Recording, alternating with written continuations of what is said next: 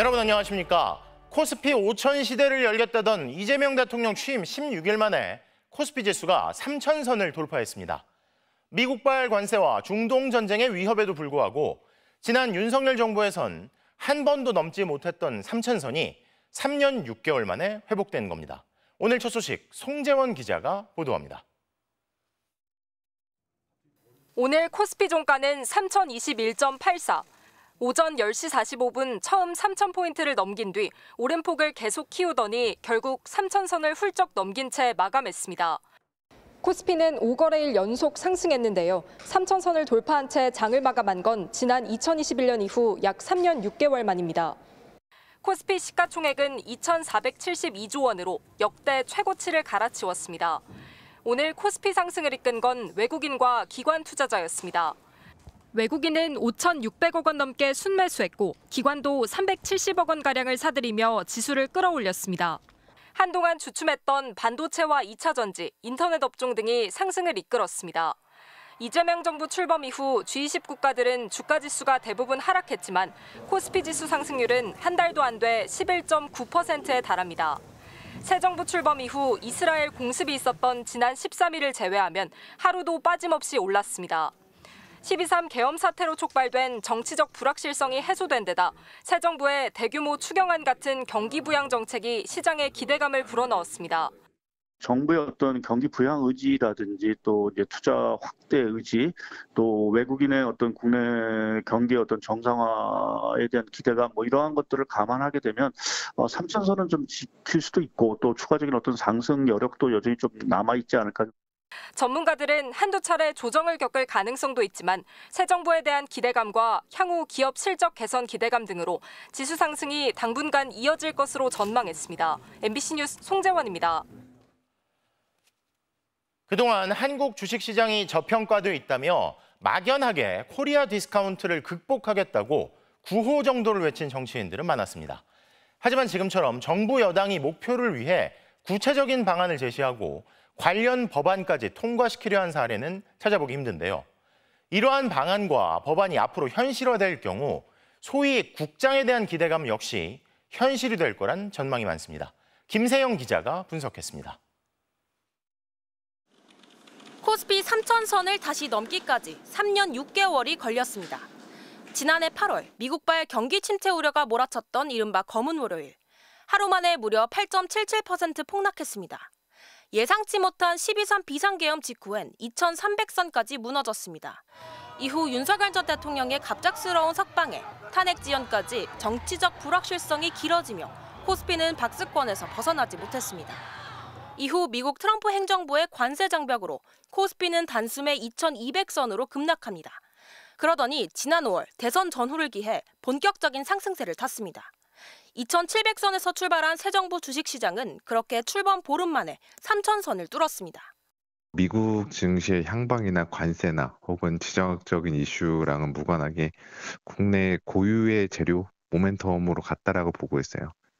이재명 대통령은 출범 직후부터 한국거래소를 찾은 데 이어 주주의 권리를 보호해주는 상법 개정과 불공정 거래 근절에 적극적인 의지를 보이며 코리아 디스카운트를 해소하겠다고 강조해왔습니다. 정부의 이런 시그널은 달러화 약세 이후 해외 시장으로 눈을 돌리던 외국인들을 대거 불러 모았습니다. 지속적으로 상승을 하려면 첫 번째는 주주 환원 정책이라든지 여러 가지 것들에 대한 실질적인 행동이 좀 있어야 되고요. 수출이 크게 개선이 되어야만이 기본적으로 기업 실적이 좋아지고 주가가 올라가는 그런. 정부는 경제 정책에 거는 기대가 큰 만큼 막중한 책임감을 느낀다고 했습니다. 진짜 성장, 모두의 성장이라는 국민들의 기대에 걸맞게 실질적인 성과로 코스피 5천 시대를 열겠습니다. 이재명 대통령은 코스피 3천 돌파에 반가움을 나타내며 우리 국내 시장에 대한 기대감이 더 높아지면 좋겠다고 말했습니다. MBC 뉴스 김세영입니다. 대선 후보 시절 우리나라를 AI 강국으로 만들겠다고 선언했던 이재명 대통령이 오늘 울산 AI 데이터 센터를 찾았습니다. 첫 산업 현장 방문엔 의미가 있을 텐데요. 이 대통령은 과거 박정희 정부에서 경부고속도로를 건설했듯이 AI 고속도로를 구축해 한국을 아시아 제1의 AI 허브로 만들자며 강한 의지를 밝혔습니다. 김정우 기자의 보도입니다. 울산 AI 데이터 센터 출범식을 찾은 이재명 대통령. 행사 시작 전부터 AI 스타트업 부스를 찾아간 이 대통령은 격려사로 후보 시절 1호 공약을 꺼내들었습니다. 아시아 태평양 제1의 AI 허브 대한민국, 글로벌 AI 3대 강국 대한민국을 향한 힘찬 첫걸음을 내딛습니다. 이 대통령은 박정희 전 대통령이 경부고속도로를 건설해 눈부신 경제성장을 이루었듯 전국 AI 데이터 센터를 연결하는 AI 고속도로를 구축하겠다는 포부를 밝혔습니다. 특히 AI 데이터 센터가 지방에 처음 설립된 점도 각별히 강조했습니다. 수도권이 아닌 이곳 지방 울산에 데이터 대규모 센터가 마련해진다는 것도 특별한 의미입니다. 이 대통령은 기업인들에 대한 격려도 잊지 않았습니다. 우리 SK 회장님 애쓰셨고요. 이에 맞춰 기업인들은 한국형 챗GPT 개발을 위한 공공 데이터를 더 늘리고 AI 인재를 서둘러 양성할 수 있도록 정부에 적극적인 지원을 요청했습니다. 그중에 제일 요긴하고 중요하다고 생각하는 게 정부의 각 부처가 사용할 AI 어플리케이션을 발주함으로써 명실공히 현재 정부가 AI 정부화가 되는 필요성이 있고요. 이 대통령은 경제가 깔딱고개를 넘어간다고 표현하면서 이 깔딱고개를 AI 산업으로 넘어서겠다는 강한 의지를 내보였습니다. 새로운 길을 찾아내야죠. 몇몇의 뛰어난 리더들의 역할 때문에 우리가 좋은 세상을 만들어 살아왔지만 또 지금은 또 새로운 밀림이 또 우리를 기다리고 있지 않습니까? 기업인 출신을 AI 수석에 임명한 데 이어 이공계 특별법 개정안을 처리하며 과학기술 인재 양성에 나서는 등 AI 산업에서 주도권을 되찾기 위한 이재명 정부의 정책들이 윤곽을 드러내고 있습니다. MBC 뉴스 김정우입니다. 이 대통령이 1박 3일 일정으로 해외 순방을 다녀오자마자 첫 산업 현장 방문으로 AI 데이터 센터를 선택한 데는 복합적인 이유가 있어 보입니다. AI 데이터 센터가 잘 돌아가려면 고성능 반도체 등의 내부 설비는 물론이고 막대한 전력 공급과 빠른 통신망 같은 인프라까지 종합적으로 갖춰줘야 하는데요. 그래서 AI 3대 강국 성공을 위해 필요한 요소들이 집약된 데이터 센터 출범식을 먼저 찾은 걸로 해석됩니다. 박진준 기자가 보도합니다. 생성형 인공지능 챗 GPT에게 인공지능 산업에서 데이터 센터가 얼마나 중요한지 물어봤습니다. 데이터 센터는 AI 산업의 발전소이자 둔에 해당합니다. 생성형 AI는 학습을 통해 구축되고 꾸준히 학습을 거듭하며 성장합니다. 각종 문서와 이미지 등 온갖 정보를 학습할 때 대용량 그래픽 처리 장치, 즉 GPU 여러 대를 동시에 쉬지 않고 가동해야 합니다. 많게는 수천, 수만 장의 GPU를 동시에 돌리는 곳이 바로 데이터 센터입니다. 챗 GPT의 답변처럼 AI 산업의 발전소이자 두뇌인 겁니다. GPU가 빵빵하게 있으면 요구 과정을 많이 돌 수 있죠. 그래서 도움이 아주 많이 됩니다. GPU. 지브리풍 그림을 그리는 법도, 어려운 논문을 요약해 제공하는 방법도 모두 데이터 센터를 돌려 학습했다는 겁니다. SKT는 아마존과 함께 데이터 센터를 지으며 데이터 센터 운영 세계 1위의 노하우까지 전수받길 기대하고 있습니다. 수도권에 집중된 AI 산업 기반이 전국으로 확대되는 계기가 될 거란 전망도 나옵니다. 카카오는 수도권 경기 남양주에 6천억 원 규모의 데이터 센터 구축을 발표했습니다. 아직 규모는 미미한 수준입니다. 이미 구축된 광주 국가 AI 데이터 센터의 GPU는 2천여 장이고 SK의 확보 목표는 6만 장인데 미국 메타의 GPU 확보 목표는 130만 장, 마이크로소프트는 180만 장으로 비교하기조차 어려울 정도로 격차가 큽니다. 공공의 AI 그 수요가 상당히 나올 수가 있다고 생각합니다. 이게 한 5년간 한 5조 원 정도쯤의 시장을 만들 수 있다고 저희는 생각하고 있고요. 고속도로를 구축해도 달리는 차가 없으면 아무 소용 없듯이 데이터 센터 등 AI 산업의 고속도로를 만들면 이를 활용한 새 시장이 열리도록 정부와 공공기관이 AI를 적극적으로 활용해달라고 업계는 거듭 당부했습니다. MBC 뉴스 박진준입니다. 민생 회복 쿠폰이 1인당 최대 52만 원까지 지급되면서 기대하시는 분들 많으신데요. 언제, 어떻게, 그리고 얼마나 받을 수 있고 이후에는 또 어디에서 어떤 식으로 쓸 수 있는 건지 이지은 기자가 전해드립니다. 아마 여름휴가 전후가 될 것 같습니다. 민생 회복 쿠폰은 2차례에 걸쳐 받는데요. 1차 지급은 추경안 국회 통과 뒤 2주 뒤, 빠르면 7월 중순입니다. 이때 대다수 국민은 15만 원을 받고 차상위 계층 30만 원, 기초수급자는 40만 원을 받게 됩니다. 차상위 계층과 기초생활수급자의 경우엔 정부가 이미 명단을 확보하고 있어서 빠른 지급에 문제가 없다고 합니다. 2차에는 10만 원이 추가 지급되는데 소득 상위 10%는 제외됩니다. 건강보험료를 기준으로 거르게 되는데 이 과정이 다소 복잡해서 시간이 조금 더 걸릴 것 같습니다.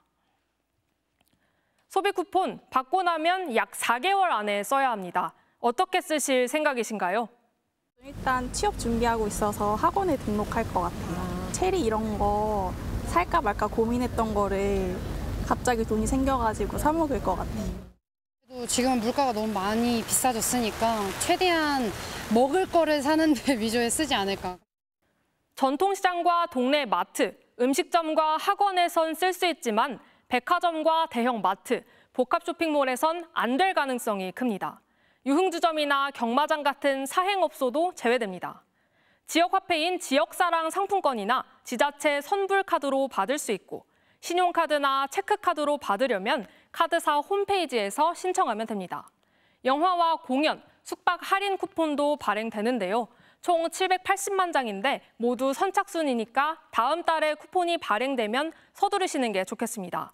영화는 회당 6천 원을 할인받는데 모든 극장을 합쳐 한 사람이 최대 4번까지 할인받을 수 있습니다. 영화 쿠폰이 450만 장인데 물량이 소진되면 혜택은 종료됩니다.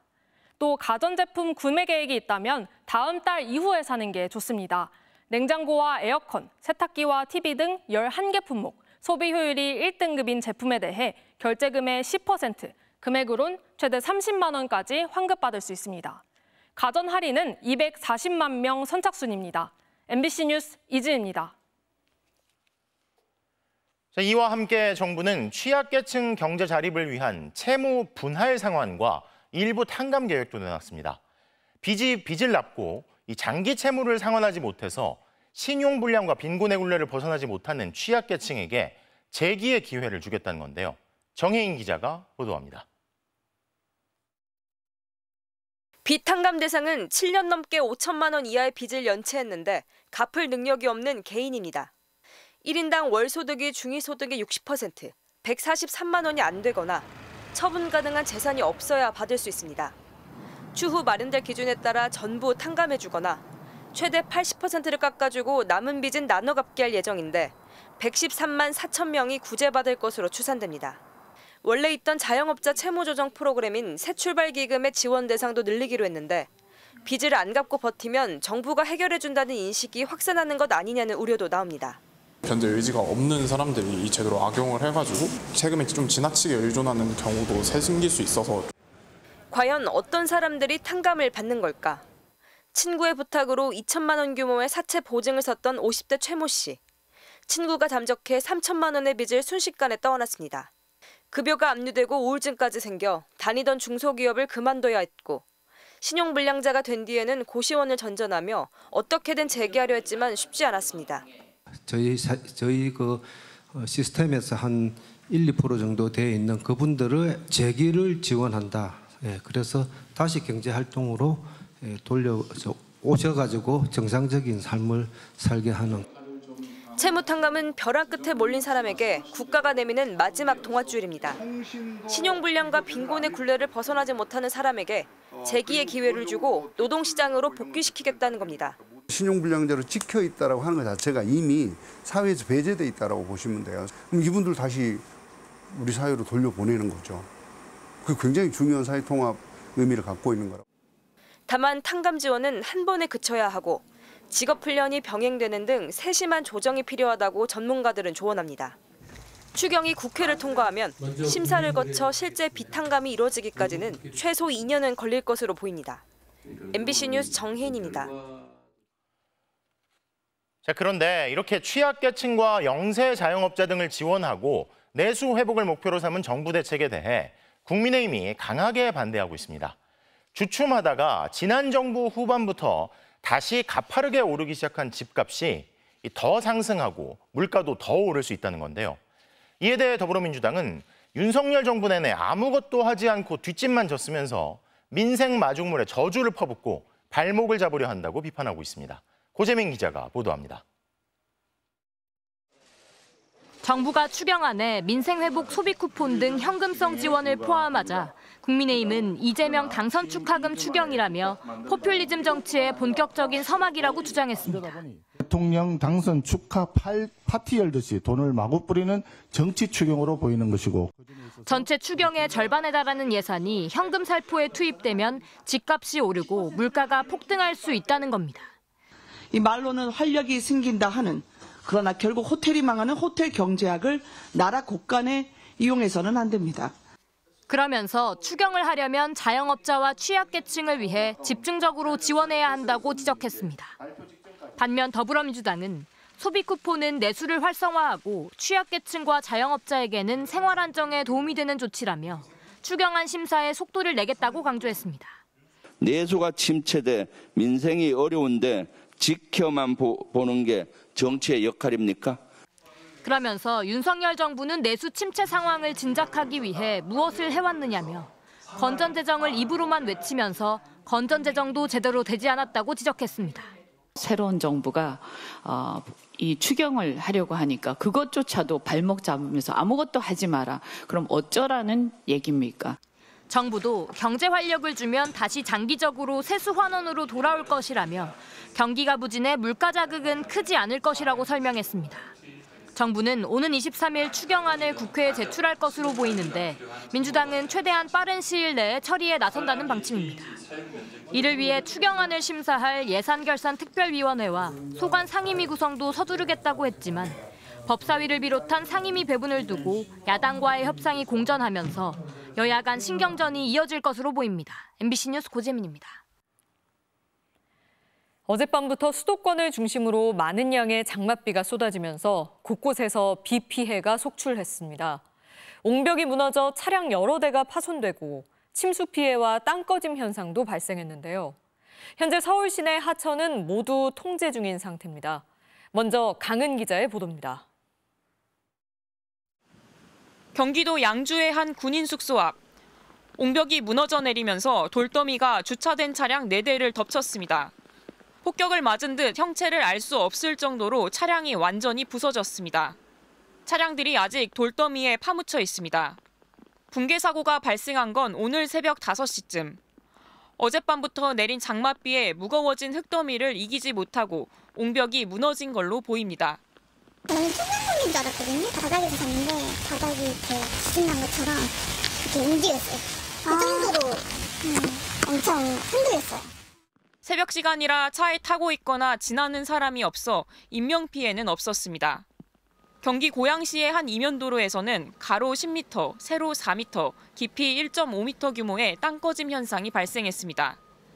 이 사고로 1톤 화물차 뒷바퀴가 빠져 소방당국이 긴급 안전조치에 나섰습니다. 고양시는 새벽 사이 내린 비와 지하 빗물 배수관에서 흘러나온 물로 도로가 꺼진 걸로 보인다며 사고 원인을 분석하고 있습니다. 침수 피해도 잇따랐습니다. 새벽 시간당 50mm가 넘는 극한 호우가 쏟아져 긴급 재난 문자가 발송됐던 인천 서구 오류동.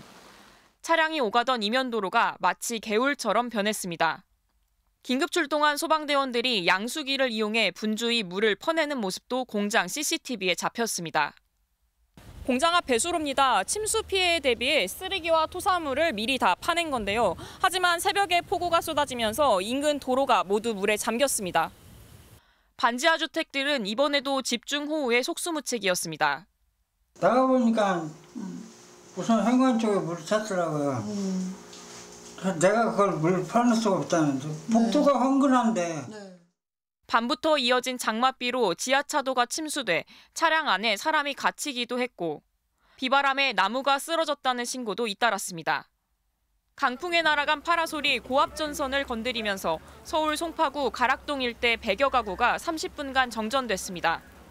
서울 전역에 내려진 호우주의보로 동부와 북부 간선도로 일부 구간은 차량 통행이 통제됐다 재개됐고 청계천과 도림천, 안양천 등 서울 시내 하천 29곳은 여전히 통제되고 있습니다. MBC 뉴스 강은입니다. 자, 그럼 지금은 비가 얼마나 내리고 있는지 서울 광화문에 나가 있는 취재기자 연결하겠습니다. 원석진 기자, 지금 비 상황이 좀 어떻습니까? 온종일 내리다 그치길 반복했던 장맛비는 날이 저물면서 어느 정도 소강 상태에 접어들었습니다. 제가 이곳 광화문에서 퇴근길 시민들 쭉 지켜봤는데요. 다시 빗줄기가 굵어질 것을 우려해 서둘러 집으로 향하는 모습이었습니다. 어젯밤부터 내리기 시작한 강한 장맛비는 하루 종일 이어졌습니다. 어젯밤 9시부터 지금까지 강수량 보면요. 인천 금곡에 175.5mm, 김포 양촌 153mm, 인천 영종 151mm 등을 기록하고 있습니다. 서울만 놓고 보면 은평에 72mm, 강서에는 67mm의 비가 내렸습니다. 다만 오후 들어 빗줄기가 가늘어지면서 서울시 전역에 내려졌던 호우주의보는 오후 6시를 기해 해제됐습니다. 오전과 오후 내내 인천과 경기 북부 등에는 호우경보가 발효됐었는데요. 현재는 다 해제되고 평택, 용인, 이천, 안성 등 경기 남부 지역에만 호우주의보가 내려진 상태입니다. 네, 비가 지금은 좀 잦아들어서 다행인데 오늘 밤에 다시 폭우가 내릴 가능성이 있다고요? 네, 그렇습니다. 아직 안심하기에는 이릅니다. 기상청은 이번 장맛비의 피크타임, 가장 많이 내릴 시간대로 수도권의 경우 오늘 저녁부터 내일 오전까지로 예측했습니다. 동상 시간당 30mm의 비부터 집중호우라고 부르는데요. 이 정도면 보행 중 앞이 잘 보이지 않는 수준이고요. 시간당 강수량이 50mm를 넘으면 곳곳이 물에 잠겨 차를 운전하기 어려운 정도가 됩니다. 기상청은 수도권의 경우 오늘 밤부터 내일까지 시간당 30에서 50mm의 집중호우가 쏟아지는 곳이 있을 거라고 예보했습니다. 일부 지역엔 내일까지 최대 120mm의 비가 내릴 전망입니다. 특히 이번 장맛비는 강풍을 동반한 게 특징인데요. 제가 느끼기에도 바람이 굉장히 세차게 불고 있습니다.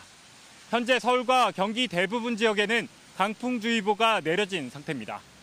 밤사이 바람이 더욱 거세질 수 있는 만큼 시설물 관리와 안전사고에 각별히 유의하셔야겠습니다. 비 피해에 신속하게 대응하기 위해 행정안전부는 중대본 1단계를 가동했고요. 서울시와 인천시, 경기도는 오전 6시부터 비상근무 체제를 이어가고 있습니다. 이번 장맛비는 내일 오후까지 이어지다 차차 그칠 것으로 보입니다. 지금까지 광화문에서 전해드렸습니다. 강한 비구름대는 지금 춘천을 지나 남쪽으로 내려가고 있는데요. 춘천댐은 올해 처음 수문을 열었습니다. 현장 연결합니다. 김준겸 기자 상황 전해주시죠. 네, 저는 지금 수문을 개방한 춘천댐에 나와 있습니다. 중부 지역을 중심으로 많은 장맛비가 내리면서 올해 처음으로 수문을 연 건데요. 초당 300톤의 많은 물이 쏟아지는 모습이 마치 거대한 폭포수가 쏟아지는 듯한 모습입니다. 이곳 춘천을 비롯해 오늘 강원도 전역에도 많은 비가 내렸는데요. 특히 호우특보가 내려진 철원과 양구 등 강원 영서 중북부 지역을 중심으로 하루 동안 100mm 이상의 많은 비가 내렸습니다. 또 비 피해도 잇따랐습니다. 오늘 오전 춘천 신부급에서 빗길에 미끄러진 차량이 전복돼 40대 운전자가 다치는 일이 있었고요. 하천 배머리 교다리 인근 도로도 침수됐다가 오늘 통행이 재개된 상태입니다. 이 밖에도 춘천과 철원, 횡성에서는 비바람에 쓰러진 나무가 도로를 덮치는 일도 있었습니다. 네, 그런데 밤사이 충청 이남에 또 한 차례 폭우가 예상된다고요? 네, 내일까지 전라권에 최대 180mm, 충청권에 최대 150, 대구와 경북에 최대 100mm의 많은 비가 내릴 것으로 예상됐습니다. 부산, 울산, 경남, 제주, 강원도에도 최대 60mm의 비가 더 내릴 것으로 예상된 상태입니다. 특히 내일 새벽에서 오전 사이 정체전선이 위치하는 충북 남부와 전북, 경북 북부 내륙 등의 지역엔 시간당 강우량 30에서 60mm의 매우 강한 비가 다시 예보된 상태입니다. 강풍도 함께 몰아치고 있는데요. 수도권과 전라남도, 제주도, 서해 5도 등의 강풍특보가 발효돼 순간 풍속이 시속 70km에 이르는 매우 강한 바람이 불 것으로 예상돼 주의가 필요하겠습니다. 또 기상청은 하천변 산책로나 지하차도 이용 시 고립될 수 있으니 저지대 침수와 하천 범람에 각별히 유의할 것과 하수도 우수관 등에서 물이 역류할 가능성에 대비하라고 강조했습니다. 지금까지 춘천댐에서 MBC 뉴스 김준겸입니다. 네, 전해드린 대로 충청 이남 지역은 대비를 더 철저히 하셔야겠습니다. 지난해 극한호우로 침수 피해를 겪은 전북 지역 상가에서는 상인들이 차수벽을 설치하고 있는데요. 이주연 기자의 보도입니다. 작년 여름 갑작스러운 폭우로 큰 피해가 났던 익산의 한 상가 골목. 당시 점포한 상품과 가재도구들이 모두 물에 잠기는 바람에 상인들은 한동안 장사를 접고 뒷정리에 매달려야 했습니다. 물이 하여튼 여기 이 키높이 이만큼 와갖고 막 일리 막 들어오니까 어쩔 수 없어. 어떻게 해요. 살림이 뭐 그냥 다 내버리고 그냥 난리도 아니었지 뭐. 올해 다시 폭우예보가 발표되자 상인들은 또 물이 들어차는 것에 대비해 빗물을 막는 차수벽을 설치하느라 분주합니다. 걱정돼요. 진짜로 걱정돼요. 근데 그래도 그나마 이거라도 해놨으니까 여기하고 저쪽 출입문하고 저쪽 출입문하고 세 군데를 해놨거든요. 빗줄기는 오후 들어 더 굵어졌습니다. 정체전선의 영향으로 본격적으로 비가 내리기 시작하면서 내일 밤까지 최대 150mm 이상의 많은 비가 내릴 것으로 예보됐습니다. 산림청은 지난주 많은 비에 이어 폭우가 다시 겹치는 상황이라 침수와 산사태 우려가 매우 크다고 보고 산사태 위기경보를 주의 단계로 상향했습니다. 이번 비는 내일 밤까지 이어질 것으로 보여 피해 예방을 위한 철저한 대비가 요구됩니다. MBC 뉴스 이주연입니다. 3대 특검 중 가장 먼저 특검보 진용을 갖춘 김건희 국정농단 특검팀은 도이치모터스 주가 조작 사건 재수사팀 검사 등을 추가로 파견해달라고 요청했습니다. 김용현 전 장관 기소를 위해 수사 준비 기간을 포기하고 곧장 수사를 시작한 내란 특검팀도 특검보 6명을 확정했습니다. 구나연 기자의 보도입니다. 김건희 국정농단 특검의 서초동 임시사무실엔 본격적으로 특검부와 검사들이 출근하기 시작했습니다.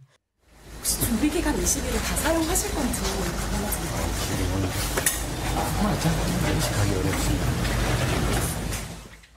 법무부의 28명 규모의 검사도 추가로 파견해달라고 요청했습니다. 최근 재수사 과정에서 김건희 여사의 미래에셋증권 주문 전화 녹음 파일을 확보한 도이치모터스 주가 조작 재수사팀도 포함돼 있었습니다. 김용현 전 장관 추가 기소 문제로 준비 기간을 포기하고 곧바로 수사부터 시작한 내란 특검팀도 이제 인선을 거의 마무리했습니다. 박억수, 박지영 변호사, 이윤재 교수, 김형수, 박태우 변호사, 그리고 장우성 변호사가 특검보로 임명됐습니다. 5명은 검찰 출신, 1명은 경찰 출신입니다. 이미 비상계엄 특별수사본부 소속 검사를 포함한 9명의 차장 부장급 검사를 파견받았고 어제는 내란 사건 재판에 참여 중인 검사 등 검사 42명 파견을 추가로 요청했습니다. 경찰에도 비상계엄 특별수사단에 있던 국수본 박창환 중대범죄수사과장 등 31명의 수사관을 파견해달라고 요청한 상태입니다. 순직 해병 이명현 특검은 특검보 임명 통보를 기다리며 국방부 등으로부터 파견받을 인력을 추리고 있습니다. 준비 속도가 좀 느리다는 평가가 좀 있는데 좀 어떻게 생각을 하세요? 그렇지는 않습니다. 물밑으로 작업을 하고 있기 때문에 그렇지는 않습니다. 이 특검은 특검보가 임명되는 대로 공수처와 대구지검 등으로부터 수사 기록을 넘겨받을 계획입니다. MBC 뉴스 구나연입니다. 이렇게 김건희 국정농단 특검팀이 업무를 시작한 가운데 김건희 여사가 돌연 우울증을 이유로 입원한 지는 닷새째가 됐습니다. 특검 출범에 검찰도 뒤늦게 수사에 속도를 내는 상황에서 수사를 피하기 위한 꼼수가 아니냐는 비판이 거세지고 있는데요. 수사 대상이 입원을 해버리면 정말 수사가 제대로 이루어지기 힘든 건지 팩트체크 알고 보니에서 이준범 기자가 과거 사례들을 확인해봤습니다. 국정원 특수활동비를 받은 혐의로 지난 2018년 검찰의 수사 대상에 오른 이명박 전 대통령 친형 이상득 전 의원. 검찰의 소환 통보를 받자 건강 문제로 조사를 미뤄달라고 요구하며 병원에 입원했습니다. 이후 소환 날짜를 이틀이나 미뤄 뒤늦게 휠체어를 탄 채 검찰에 출석했지만 불과 4시간 만에 돌아갔습니다. 몸이 아파 조사를 받기 힘들다고 주장하자 검찰이 조사를 중단해 준 겁니다. 몸은 괜찮으신가요? 이후에도 이 전 의원이 수술을 이유로 또다시 입원한 뒤 재소환은 기약 없이 미뤄졌고 한 달여 뒤 추가 혐의가 포착된 뒤에야 검찰은 이 전 의원을 다시 불렀습니다. 이팔성 전 회장에게 인사청탁 대가로 돈 받은 거 인정하십니까? 별장 성접대 의혹의 수사 대상이었던 김학의 전 법무차관도 맹장 수술로 20일 동안 입원이 필요하다며 경찰의 출석 요구를 모두 거부했습니다. 당시 수사를 지휘한 검찰은 건강 악화를 이유로 출석하지 않는 점에도 참작할 사정이 있는지 검토해보라며 경찰의 체포영장 신청도 받아주지 않았습니다. 결국 경찰은 김 전 차관이 입원한 병실을 찾아가 방문 조사를 할 수밖에 없었습니다. 받는 쪽이나 하는 쪽이나 최선을 다해서 했습니다.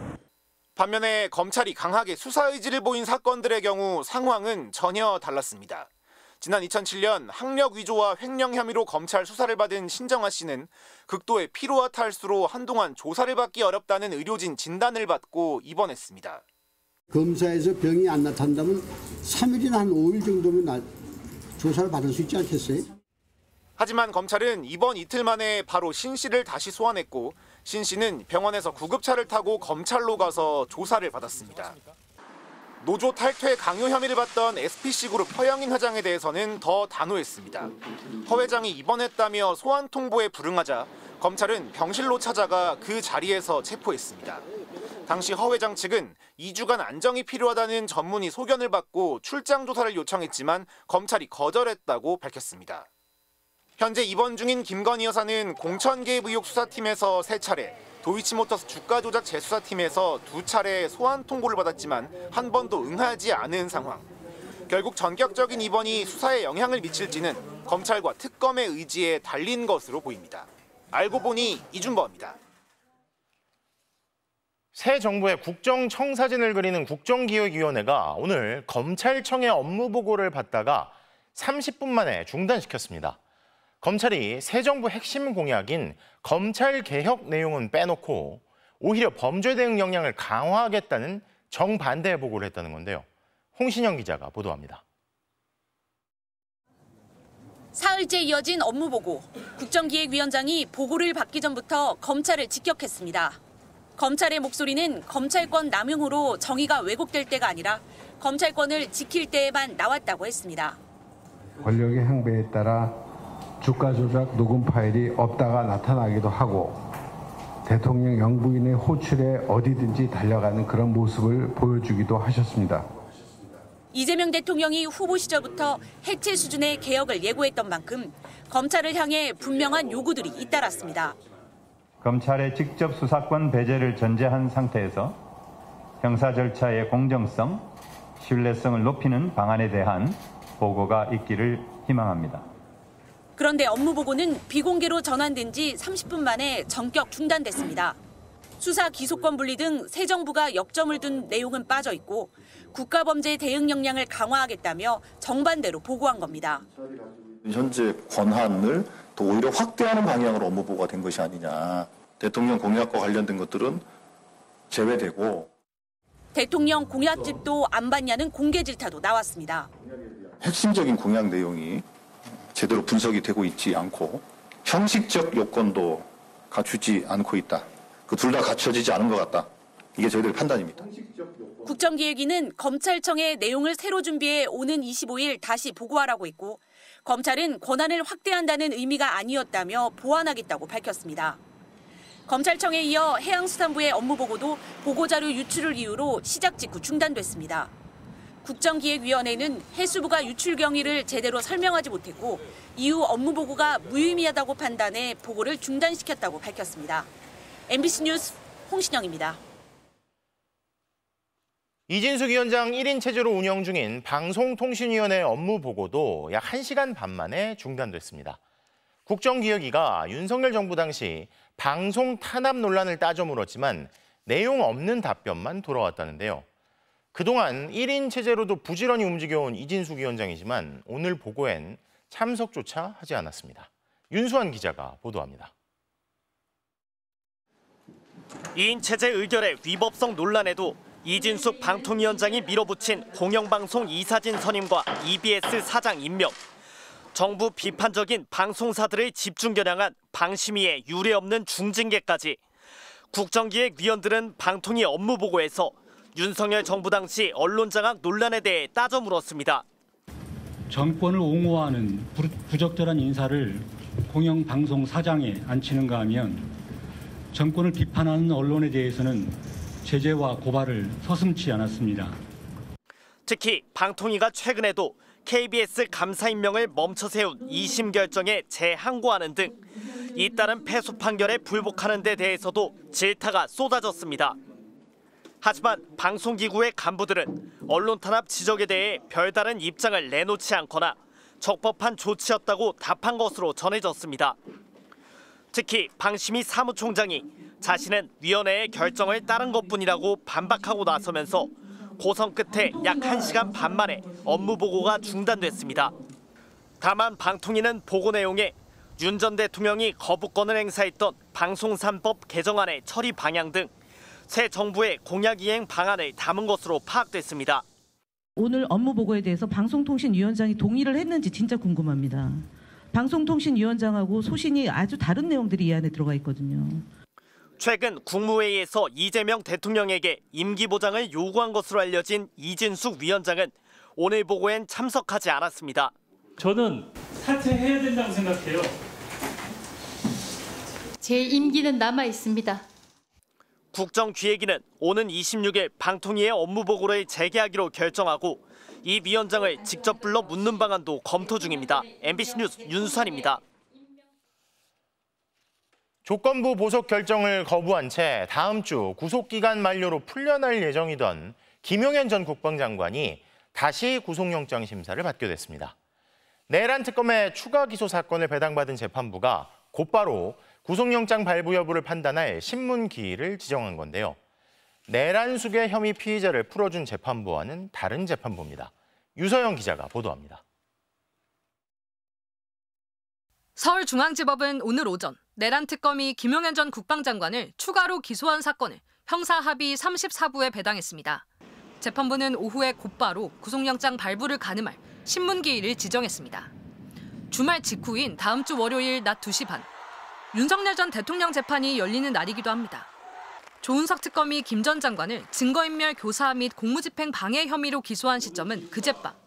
어제 법원은 사건의 중요성을 감안해 3명의 판사가 함께하는 합의부에서 재판을 진행하는 걸로 의견을 모았습니다. 그리고 전자추첨을 통해 오늘 형사합의 34부로 사건이 배당됐습니다. 그런데 김 전 장관이 내란 혐의로 이미 반년 가까이 재판을 받아온 곳은 지기현 재판장이 있는 형사합의 25부. 내란 특검이 앞서 보석 취소와 구속영장 발부를 요청한 곳도 이 재판부였습니다. 6개월 구속기간이 엿새밖에 남지 않아 사건 병합이나 영장 발부 주체를 어느 재판부로 할지 고민하다 김 전 장관이 석방될 수도 있는 상황이었는데 형사 34부가 구속영장 신문을 진행하겠다고 밝힌 겁니다. 구속 연장 여부라는 시급한 문제를 먼저 판단하고 이후 사건 병합 등을 논의하려는 수순으로 보입니다. 내란 특검은 구속 촉구 의견서를 다시 냈고 김용현 전 장관 측은 법원이 절차를 어기고 신문기일을 바로 지정했다며 조은석 특검과 형사 34부 재판부를 직권 남용 혐의로 고발하겠다고 했습니다. 신문기일 변경도 신청했습니다. 구속영장 신문은 비공개가 원칙이지만 내란 특검법에 사건의 심리를 공개하도록 하고 있어 월요일에 예정대로 신문이 진행되면 재판정이 공개될 가능성도 있습니다. MBC 뉴스 유서영입니다. 이스라엘과 이란의 전쟁 양상이 갈수록 극단적인 방향으로 치닫고 있습니다. 군사기지와 무기고를 겨냥한 전략적 타격에서 이제는 민간인과 원전까지 공격 대상으로 삼기 시작했는데요. 다수의 인명살상을 목적으로 한 집속탄까지 등장했습니다. 먼저 김민찬 특파원의 보도를 보시겠습니다. 이스라엘 남부 도시 베르셰바. 차에서 불길이 치솟고 검은 연기는 아파트 전체를 뒤덮었습니다. 오늘 새벽 이란의 탄도미사일이 이스라엘 민간인 주택 지역을 다시 덮쳤습니다. 이스라엘은 최소 6명이 다쳤다고 밝혔습니다. 앞서 이스라엘은 이란의 주요 핵시설을 공습했습니다. 투입된 전투기만 60여 대, 미사일 120발로 테헤란에 있는 핵무기 연구소와 미사일 생산 시설을 노렸습니다. 특히 이스라엘군은 이란의 비밀 핵무기 연구기관도 타격했다고 주장했습니다. 양측의 공방이 일주일을 넘기면서 지켜야 할 최소한의 기준도 사라지는 듯한 모습입니다. 이스라엘은 이란이 민간인 지역의 비인도적 대량 살상 무기인 집속탄을 사용했다고 주장했습니다. משטר הטרור מעוניין לפגוע באזרחים, ואפילו השתמש היום בחימוש מתפזר שנועד להרחיב את הפגיעה. 이스라엘 역시 이란의 원전을 폭격했다는 논란에 휩싸였습니다. 이스라엘군은 페르시아만 연안에 부셰르 원전을 공격했다고 발표한 것은 실수라고 정정했지만 공격 자체를 명확하게 부인하진 않았습니다. 이란을 비롯해 카타르와 사우디 등 중동 국가들은 이곳 바닷물을 담수화해 식수로 사용하는데 방사능에 오염되면 식수가 3일 안에 고갈될 수 있다는 분석도 나옵니다. 네, 그럼 이스라엘 바로 옆 나라인 요르단 암만에 나가 있는 특파원 연결하겠습니다. 김민찬 특파원, 이란이 이스라엘 공습에 무력 대응으로 맞서고는 있지만 이렇게 계속 버틸 수는 없잖아요. 외교 협상을 다시 시작한다고요? 그렇습니다. 이란 그리고 영국, 프랑스, 독일 외무장관이 곧 한자리에 모입니다. 현지 시간으로 오늘 오후 스위스 제네바에서 예정돼 있는데요. 이란의 핵 개발에 대한 타협점을 찾는 게 목표입니다. 궁지에 몰린 이란이 어떻게 나올지도 관건인데요. 중동의 위기를 끝낼 기회라는 시각도 있습니다. 특히 이번 협상은 미국과 조율 아래 이뤄지는 것이라는 점에서 의미가 있다고 할 수 있습니다. 트럼프 대통령은 이란에 2주의 시간을 줬잖아요. 그 직후 열리는 회담인 만큼 어떤 식으로든 협상 진척이 될 것이라는 희망 섞인 기대도 있습니다. 하지만 회의에 참석할 이란의 아락치 외무장관은 오늘도 이스라엘 공습이 계속되면 미국과 어떤 협상도 거부할 것임을 재확인했습니다. 네타냐후 총리도 여전히 강경한데요. 미국 도움 없이도 이란 핵심 핵시설인 포르도를 제거할 수 있다고 큰소리치기도 했습니다. 네, 무력 충돌이 잦아들 기미가 안 보이는데 이란과 이스라엘에 있는 우리 교민들 탈출은 순조롭게 이루어지고 있습니까? 지금 이란과 이스라엘 모두 육로로 대피만 가능합니다. 그래서 국경 통과 시에 교민 안전 확보를 위한 대피 작전은 매우 조심스럽게 진행되고 있습니다. 어제는 이곳 요르단의 버스로 이스라엘 교민 26명이 도착했습니다. 현재까지 약 50명이 이스라엘을 탈출한 건데요. 교민들은 전쟁이 길어지고 그리고 쉬지 않고 울리는 공습경보, 미사일 피해에 대한 두려움으로 대피를 선택했다고 말했습니다. 직접 들어보시겠습니다. 계속 그 사이렌 소리 울리고요. 계속 밤마다 집 방공으로 오르락내리락. 그리고 폭음이 계속 들리고 막 건물이 막 흔들릴 정도로. 외교부는 남아있는 현지 교민들의 상황이랑 그리고 전쟁 상황에 따라서 추가적인 대피 방안도 검토 중인 것으로 전해졌습니다. 지금까지 요르단 암만에서 MBC 뉴스 김민찬입니다.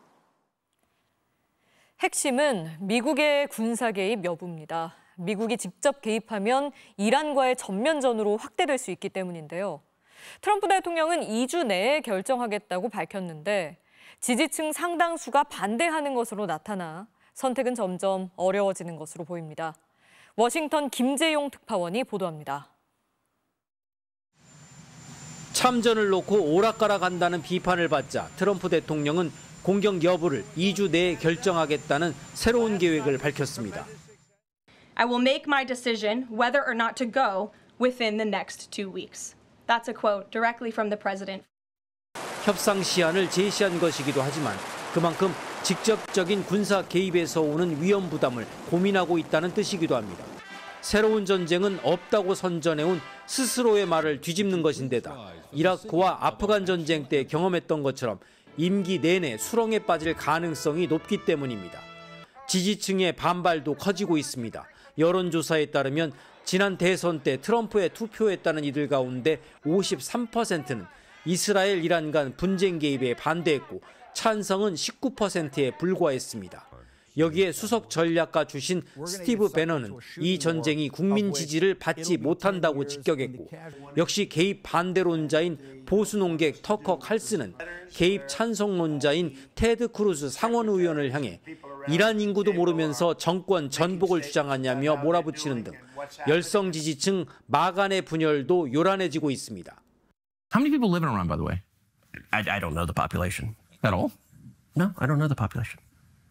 You don't know the population of the country you seek to topple? How many people living around? 92 million. Okay.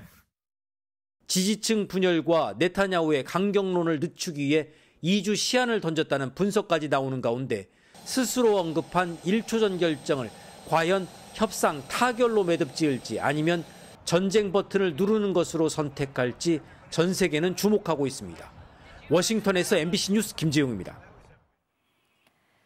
이렇게 정치적으로 답이 안 나온다는 계산에 더해 개입 자체가 손익을 따져보면 섣불리 선택할 카드가 아닌 건 마찬가지입니다. 수술을 하듯 핵시설만 도려내겠다는 작전이 정말 가능한 건지 나세웅 뉴욕 특파원이 따져봤습니다. 이란 제2의 핵심 핵시설 포르도의 위성 사진입니다. 노출된 지원시설 아래로 검은 구멍이 보입니다. 지하 터널 입구입니다. 원심 분리기가 있는 주요 시설은 390m 안반 아래 위치해 이란 핵시설 가운데 가장 방호가 철저합니다. 따라서 첫째, 작전 자체의 난이도가 높습니다.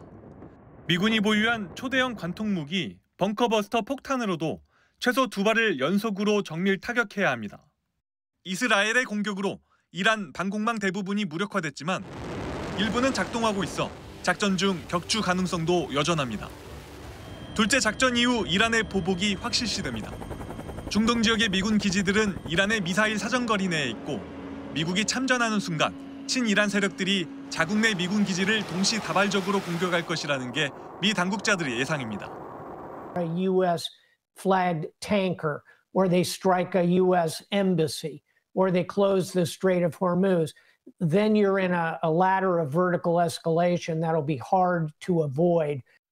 셋째, 설사 작전이 성공한다 해도 이란 핵 개발을 완전히 포기시키긴 어렵습니다.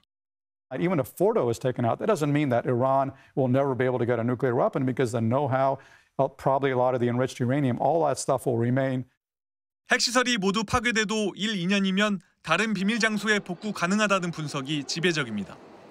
역설적으로 완성된 핵무기만이 유일한 억지력이란 확신을 강화시켜 이란은 물론 북한 등의 핵 개발을 자극할 수 있습니다. 뉴욕에서 MBC 뉴스 나세웅입니다. MBC 뉴스 영상국 정인학 기자가 한국영상기자연합회가 주는 이달의 영상기자상을 받았습니다.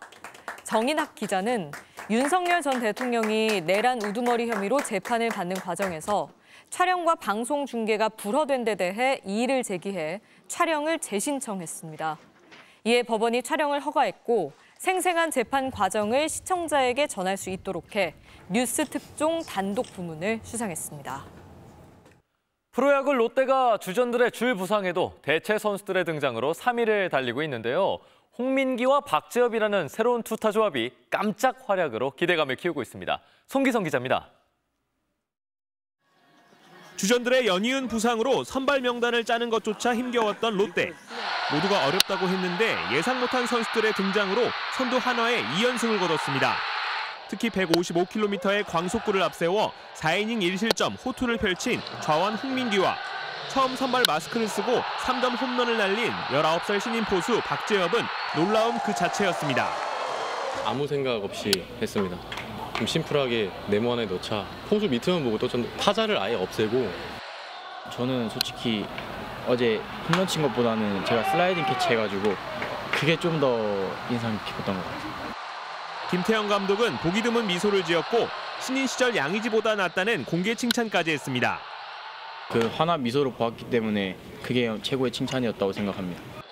다음에는 좀 더 많은 준비를 하고 올라가야 될 것 같아요. 철원이 형 같은 세레모니가 나오기는 쉽지 않더라고요. 황성빈과 장두성의 공백을 김동혁이 메우는 등 올 시즌 화수분이나 다름없는 롯데 2군 상동의 저력을 강조했습니다. 롯데 2군의 뎁스가 굉장히 강하다고 생각해요. 조금만 방심해도 바로 치고 올라올 수 있는 선수들이 많기 때문에 자기 할 것만 하면 충분히 기회는 온다고 생각합니다. 평생 야구는 부산에서만 하고 싶습니다. MBC 뉴스 송기성입니다. 한국 여자유도 최중량급의 간판 김하윤이 세계 선수권 정상에 올랐습니다. 우리 선수가 이 종목에서 금메달을 딴 건 무려 34년 만입니다. 세계 랭킹 1위를 꺾고 결승에 올라 일본의 아라이를 만난 김하윤. 정규 시간 4분 동안 김하윤이 지도 1개, 아라이가 지도 2개를 받은 채 승부가 가려지지 않았는데요. 연장 41초 만에 아라이가 3번째 지도를 받으면서 김하윤은 우리 여자 선수로는 34년 만에 세계선수권 최중량급 우승을 차지했습니다. 세계선수권 금메달이 끝이 아닌 올림픽까지 계속 1등하는 게 제 목표입니다. 한편 같은 체급의 고등학생 이현진은 허리 돌리기 한판승으로 동메달을 따냈습니다. 종아리 부상 투혼을 펼친 NBA 할리버튼의 환상 노룩 패스입니다. 인디애나가 챔피언 결정전을 마지막 7차전까지 끌고 갔네요. 금요일 밤 스포츠 뉴스였습니다.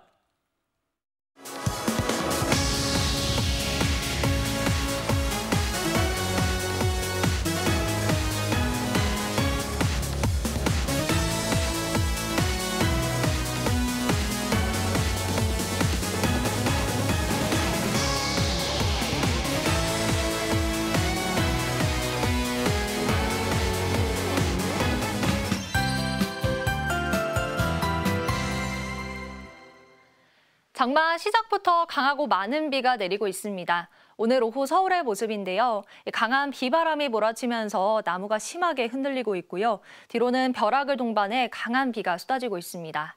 지금까지 인천에는 최고 170mm가 넘는 많은 비가 내리면서 산사태 주의보가 내려졌고요. 서울 은평구에는 71, 보령 삽시도에도 60mm가 넘는 많은 비가 내렸습니다. 수도권 지방은 오후 6시를 기해 호우특보가 해제됐는데요. 정체전선은 차츰 남쪽으로 이동하면서 강한 비를 뿌리겠습니다. 충청은 내일 오전까지, 남부지방은 내일 시간당 50mm 안팎의 매우 강한 비가 집중되겠습니다. 앞으로 예상되는 비양을 보시면 충남 남부와 전북에 180mm 이상, 전북에 150 이상, 경북에도 120mm 이상의 많은 비가 내리겠습니다. 수도권과 서해안 지역은 내일 오전까지 바람이 강하게 불겠고요. 중부지방은 오후에 비가 잦아들겠습니다. 남해안과 제주는 다음 주까지 장맛비가 이어지겠고요. 내륙지방은 비가 소강 상태를 보일 테지만 한낮에는 30도 안팎의 무더위가 나타나겠습니다. 날씨였습니다. 국민의 정부 시절 1000포인트를 넘어섰고 참여정부 시절 2000선을 넘어선 뒤 문재인 정부 땐 3000선까지 돌파했다가 주저앉았던 코스피가 다시 3000선을 회복했습니다. 4000선 돌파 뉴스도 너무 오래지 않아 전달드릴 수 있길 바랍니다. 많은 비가 예보돼 있습니다. 각별히 유의하시길 바랍니다. 금요일 뉴스데스크 마칩니다. 시청해주신 여러분 고맙습니다.